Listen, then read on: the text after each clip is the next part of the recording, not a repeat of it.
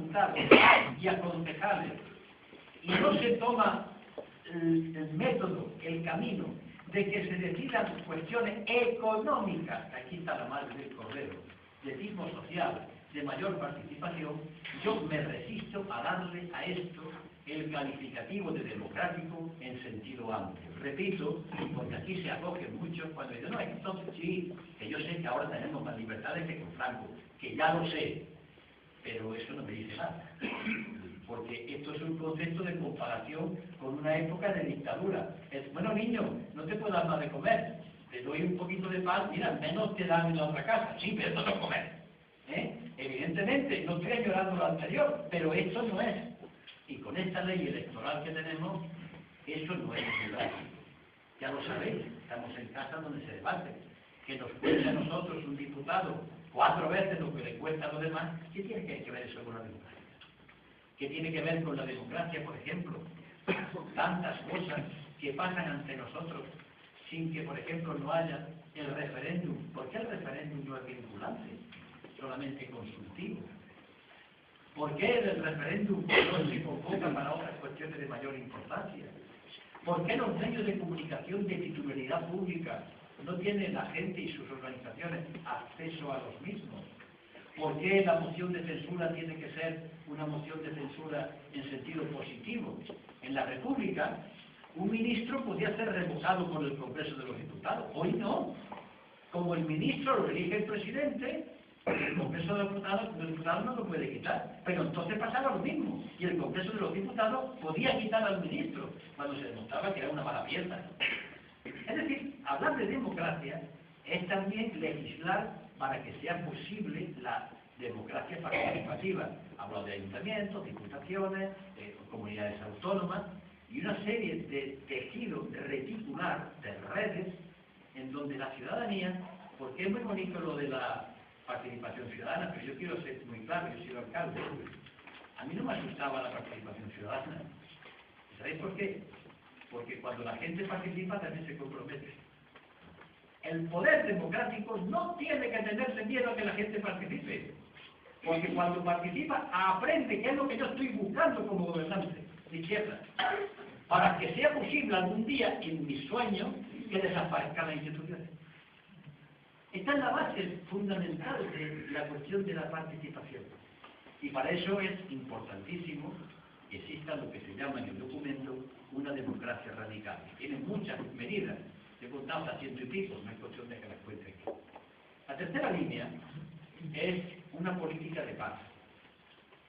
Claro, la República, que es curioso, en la República que renunciaba a la guerra, se llamaba el Ministerio de la Guerra. La Constitución del 68, que está todavía metiendo barcos por ahí, se llama Ministerio de Defensa, lo que son las palabras. Es decir, que la República que denunciaba a la guerra, su ministerio era el Ministerio de la Guerra. Y aquí estamos metidos en todos los charcos, de manera inmunda, digo, y después que alguien me pregunte por qué digo lo de inmundo, a lo de Libia, pues sin embargo se llamaba el Ministerio de Defensa, cosas de lenguaje. Pues bien, esto significa una reconsideración prudente. No pisemos el acelerador, esto es difícil, de nuestras alianzas militares. Significa una nueva concepción del ejército, vamos a ver realistas. En las guerras de hoy en día, todas se deciden en el aire. Es cierto, como dicen los militares, yo soy hijo de militar, que un territorio no se conquista hasta que el infante no pone la bota. Sí, pero el infante puede poner la bota cuando ya ha sido arrasado el territorio. Consecuentemente, lo estamos viendo en todas las guerras, sobre todo las últimas que ha promovido, como siempre, Estados Unidos, nos encontramos que quien decide la supremacía es la aviación. Bueno, llamando a la aviación y los cohetes, es decir, la supremacía aérea. Nosotros nunca vamos a tener supremacía aérea.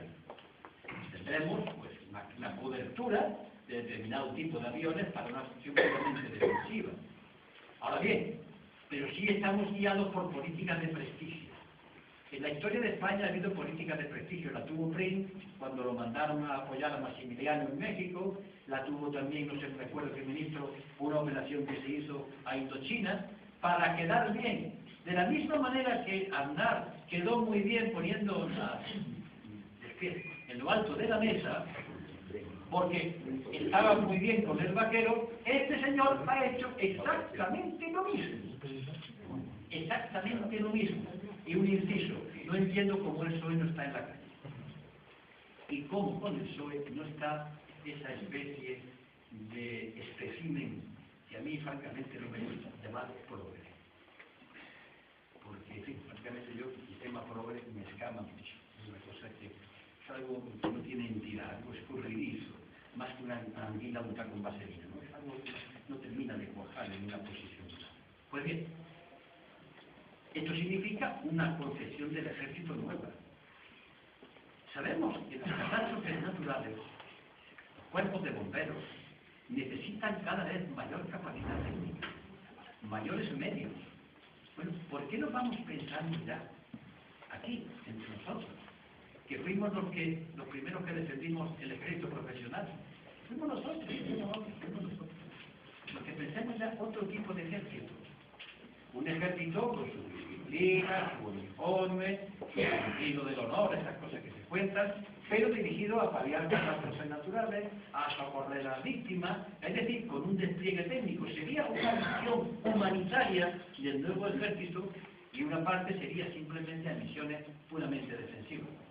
La República, en su artículo 77 de la Constitución Republicana, decía una cosa muy curiosa. En el caso de que España sea atacada, se defenderá, obviamente, estamos de acuerdo. Pero se defenderá según marca el protocolo de las Naciones Unidas. Las Naciones Unidas. La Sociedad de Naciones, pues su sede en Ginebra. Era las Naciones Unidas de entonces. España se defendía, pero según indicaba el protocolo. Ese protocolo que ahora se lo cepillan todos para empezar el propio Consejo de Seguridad. Que alguien me pregunte que sobre eso quiero insistir. Bien. La cuarta línea. Hombre, el tema de la educación y la cultura. Pero la educación y la cultura, para mí es un tema querido por mi profesión, aunque estoy ya jubilado. No es una cuestión solo de dinero, que también. Es una cuestión del pueblo. Mirad, la escuela, y cuando digo escuela estoy diciendo instituto, universidad, está como está, porque nosotros, padres, hemos fracasado. Así de claro. Y una parte del profesorado, igual. Porque lo que estamos mamando en la sociedad es el lujo tonto, es el goce de estupideces, es la pérdida del sentido de la ciudadanía y de la crítica. Nos han reblandecido el cerebro con nimiedades, con cuentos chinos, con subcultura, con porquerías diarias. Y si queréis un ejemplo, hoy hay más fútbol que con Francisco Franco Bahamonde. O es mentira. Hoy hay unas cotas de degradación intelectual que la dictadura no tuvo. Porque la dictadura representaba al sistema capitalista en una fase, que esta representa al sistema capitalista en otra fase, en donde todo entra en una mercancía que se vende y se compra. Y no hay manera más que entender la cultura, que no es estudiar mucho, que también es saber estar. Un hombre culto puede ser un jornalero, cuando sabe perfectamente discernir entre esto lo importante y esto no lo importante. Un hombre culto puede ser un trabajador manual que apenas ha leído. Hombre, si puede leer, mejor. Y además que tenga curiosidad. Un hombre culto es un hombre curioso por lo que le rodea. Cuando hoy lo que estamos creando ciudadanos, que le importa 3 pimientos lo que le ocurre más allá. Seres que son cuerpos sin alma. Zombies. En el consumo no son ciudadanos. Esto es lo que hay. Y contra eso hay que provocar. Por eso hablo de cultura, hablo de escuelas, hablo de universidades, hablo de institutos, hablo de la ciencia. Una república que sea laica, separación de la Iglesia y del Estado. Obviamente. Ustedes por allí, ustedes por allí. Evidentemente yo a la Iglesia, además lo he escrito, tienen el derecho de predicar, de hablar y de opinar de lo que quiera. De lo que quiera, del aborto, tiene derecho. Ahora, yo también tengo derecho de opinar de las encíclicas de la Santidad Benedicto XVI. Porque la democracia de los revueltos. Y yo creo que ustedes viven de lo que tienen que vivir, sus creyentes se lo pagan. Si ustedes hacen algún servicio, lo podemos debatir, ya está. Pero si no tiene más misterio. No se trata de perseguir a nadie, se trata de separar dos campos que son perfectamente separables, sin más historia. Claro, esto supone entrar en el terreno de la construcción del Estado español. Yo sé que esto es modesto y que cuesta trabajo poderlo entender, pero España es un Estado plurinacional. Después podemos entenderlo. Y podemos llegar a un acuerdo. Lo que no podemos llegar a un acuerdo es estando todo el día a gresca, sin entrar en los problemas de fondo. ¿Por qué la propia burguesía vasca y catalana y partidos nacionalistas hablan en nombre global de la nación cuando en el fondo se trata de intereses de clase? ¿Cuándo va a ser posible que cojamos el discurso y le quitemos lo que hay de clase por debajo del discurso nacionalista? Eso la historia nos lo enseña. Hay un sector del nacionalismo catalán a lo largo de la historia que siempre pactó con Madrid cuando estaba enfrente del movimiento de Madrid. Siempre. Vamos, el tan famoso Cambó llegó a estar de acuerdo con Franco. Esto hay que sacarlo. Por eso también, ciudadanos republicanos, un poquito de historia.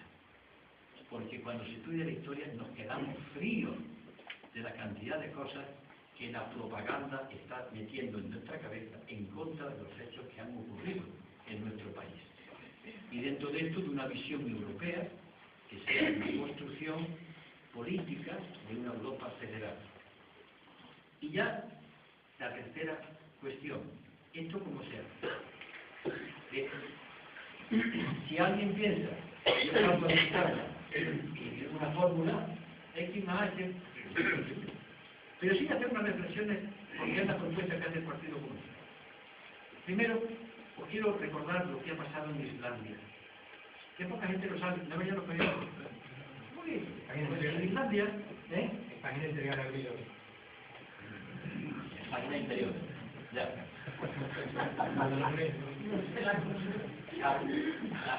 Vamos a ver. En Islandia, de pronto se encuentran que esta política de los bancos se hunde. Y los bancos irlandeses, sobre todo,